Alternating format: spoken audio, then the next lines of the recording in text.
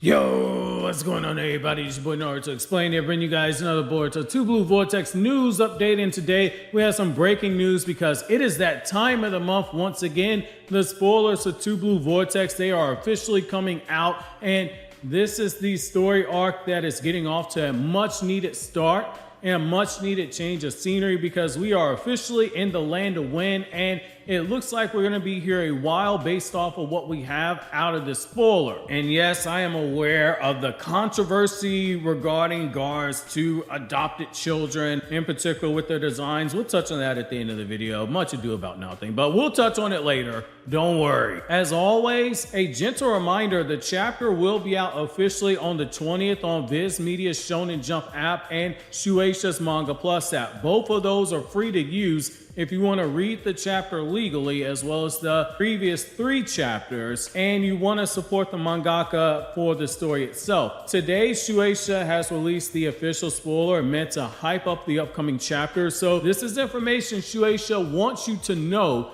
It's on the official Naruto website. In the next few days, we should have full spoilers for the chapter after the digital cover for V-Jump magazine leaks out, depending on when leaker is able to get their hands on it. But we should have it soon, just given there's already a low quality cover already out there. And then we'll get another teaser spoiler 24 hours before the chapter is officially out. As always, when full leaks are out, I will publish a video the same day. So now that we got the basic questions out of the way that the new viewers tend to ask every time, let's take a look at what we have here. So the official spoiler has Konohamaru arriving in the land of Wind, meeting up with the 2 remaining adopted children of Gar. So Yodo, who fought Shikadai in the tuning exams, and she has that sound wave ninjutsu that blasts shockwaves at people that she's fighting against. Basically, think of her as the new generation Tamari, since she is the long-range fighter on her team that Tamari was. Yodo is accompanied by Araya, the guy who was the puppet master who Sarada fought in the tuning exams in the anime version of the Versus Momoshiki arc. Reminder, Boruto Part 1 in the manga calls Araya, Yodo, and Shinki all Gar's adopted children. That's why I refer to them as such. What I like about this right here is that it's not so much them standing on the cliff looking down at Konohamaru, but it does give off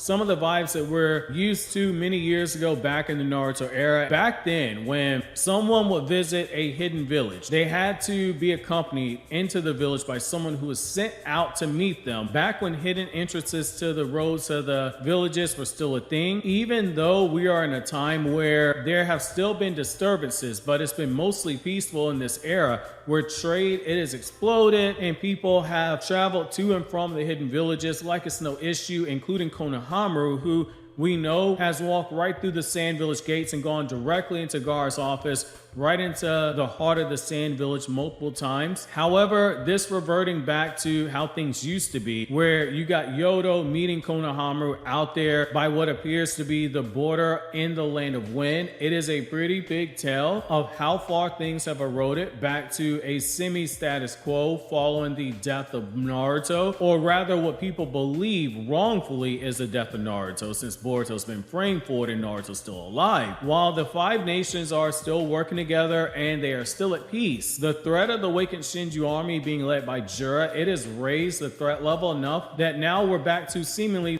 the period of time where you needed escorts back to hidden villages and shinobi meeting you out on the perimeter the moment you get into their territory.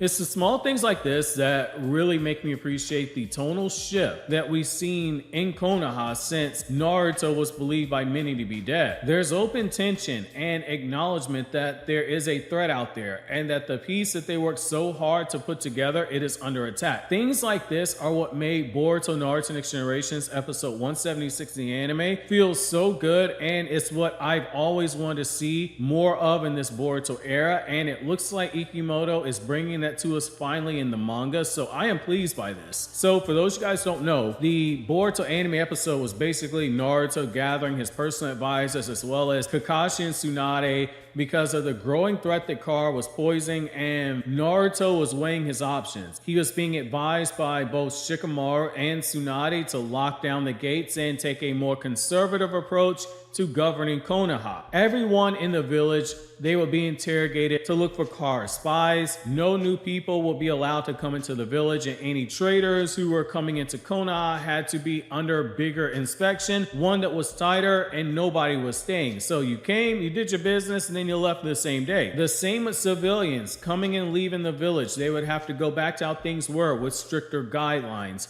Naruto, however, chose to walk the village amongst the people, watching the process. He was asking questions of the people who were guarding the border gates, and he watched how happy the people of Konoha were with how things were, as well as those who were traveling to and from the village. And he felt so bothered by what he was being asked to do and what was weighing on him, which was the advice of Shikamaru and Tsunade, that he went to visit Kakashi again. And while they were fishing in a nearby river, Kakashi stated that he agreed with Naruto that closing down the gates in such a draconian fashion, it was not the way to go. It was a step backwards, and it would risk alarming the public of the fact that after years of safety, their lives are being upended by some boogeyman threat, which naturally, Naruto being the bleeding heart that he is, he chose to listen to Kakashi's advice. Well, this is Ikimoto giving us a spin on what the anime showed us by showing that in the manga, the Sand Village, they've taken the opposite approach.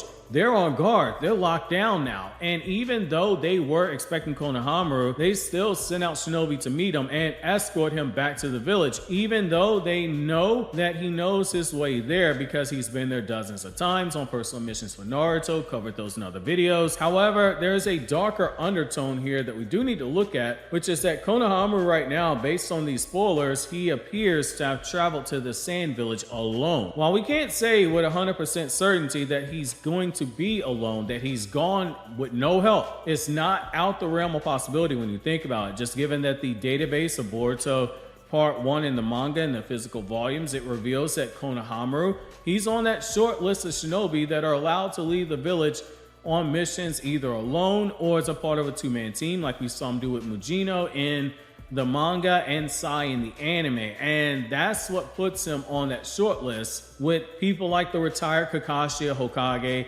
Sasuke, Naruto, Sakura, Sai, and Shikamaru. They're all allowed to come and go as they please without a team. So we can't rule out that he went alone, though I venture to say he took someone with him, but the manga, they are purposely keeping that last person hidden from us for a reason. What that reason is, we don't know yet, but it is something to keep your eyes on. However, the darkness in this whole situation comes from the fact that if, and I mean if, Konohamaru did go to the village of the Hidden in the Sand alone, then that means he's on a crash course towards a battle with Matsuri. And if this does end up being the case, he's gonna need to have backup just based on what we saw. Now, he did do a really great job in a support role against Hidari. He's gotten stronger, where he could pick and choose his moments when he's using his Rasen Barrier Jutsu, which allowed him to apply wind release, change in chakra nature to the Rasengan's change in chakra shape to counter the Chidori by Hidari, to take advantage of the elemental advantage that he had, and that he's using wind release, which is strong against lightning release. Which, reminder, the Rasengan itself is not a wind release jutsu, just throwing it out there because I still see people confused and think that because the Rasengan rotates fast enough that it generates wind, that it's a wind release jutsu, when it's not. It's just moving super fast, so it generates wind because of the spinning of the chakra. Unless Konohamaru has another crazy jutsu like that up his sleeves, then a battle with Matsuri, who is outright demolishing guard to a point where she didn't even have a scratch on her, that's going to be very telling as well. That's going to be telling as hell. She doesn't come across as the type to play around. She didn't hesitate to trap Boruto when she saw the chance to do so. She tends to get down to business. While she can be very chatty, and that might be a downfall of hers eventually, there's something to be said for her power and Ada's assessment that the awakened Shinju, they're all stronger than Code. So Konohamaru fans, I'm not saying sell the stocks, but I am saying if you're gonna hold on to them, you got big balls of steals, or you're about to be burnt like I was when I held on to some stocks that have yet to rebound after they dipped earlier this year. Now, we'll address the newest set of Boruto controversies that I alluded to earlier that have begun to start spreading because of this new chapter leak which is people that once again coming for Ikimoto's neck over the designs of Gar's other two children. They've joined Sarda in the club of being used to slander Ikimoto. First, we have people saying that Araya, the puppet master, he shouldn't have a beard, and they're saying that Ikimoto ruined the time skip design with it. And this is me kindly saying that if you feel that way,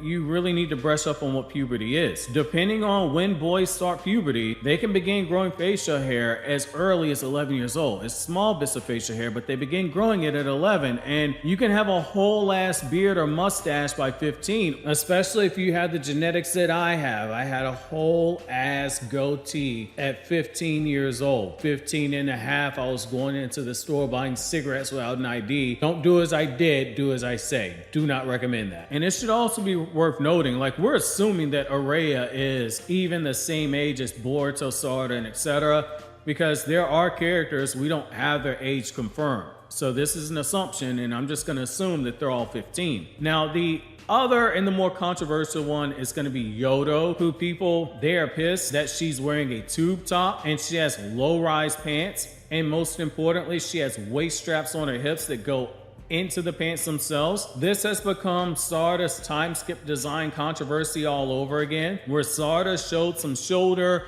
and she wore a romper, and suddenly people said she's in her OnlyFans saga, and this is crazy on the Yodo part because she is showing less skin than Ada did, and we have people simping over Ada. That's a whole nother video for another day. That's not a thong that Yodo is wearing. Ikimoto has said before he is heavily inspired by fashion. Yodo's outfit does the same thing that all of Ada's outfits do in Boruto, and that Ada's outfits did in the Boruto covers, as well as Sarda's current design does, which is that it loosely is him remaking outfits that the K-pop idol Lalisa has worn, and he's blending Italian fashion like he does with the other designs. He's made it no secret. That's why when you look at the belt loops and etc., and how they're the super long loops, I can point you to different pictures from different magazines I know Ikimoto is looking at based on how he's drawing. And as a fan of Lalisa, there are a few female character designs where he's remade her outfits for their designs. So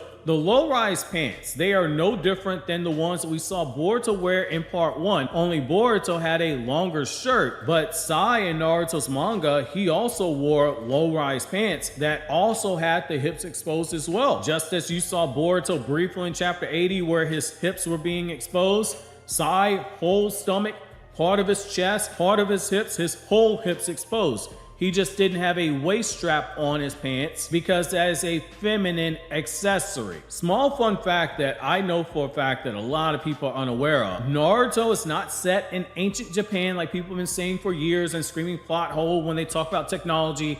Naruto in part 1 is set in the mid-90s and modeled after Okayama. That's not my words, that's Kishimoto himself who said that the story is set years before the modern era.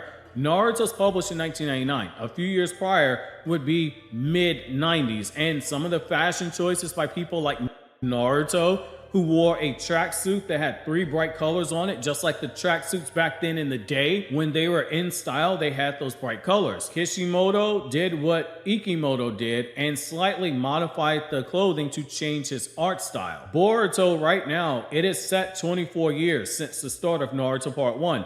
Meaning that the story is a lot closer to the late 2010s and early 2020s if you're keeping up with the calendar in universe. So yes, the clothes that shinobi wear, in particular the younger shinobi, they are more on the modern trend because shinobi dress to blend in and kunoichi are taught to play up their femininity.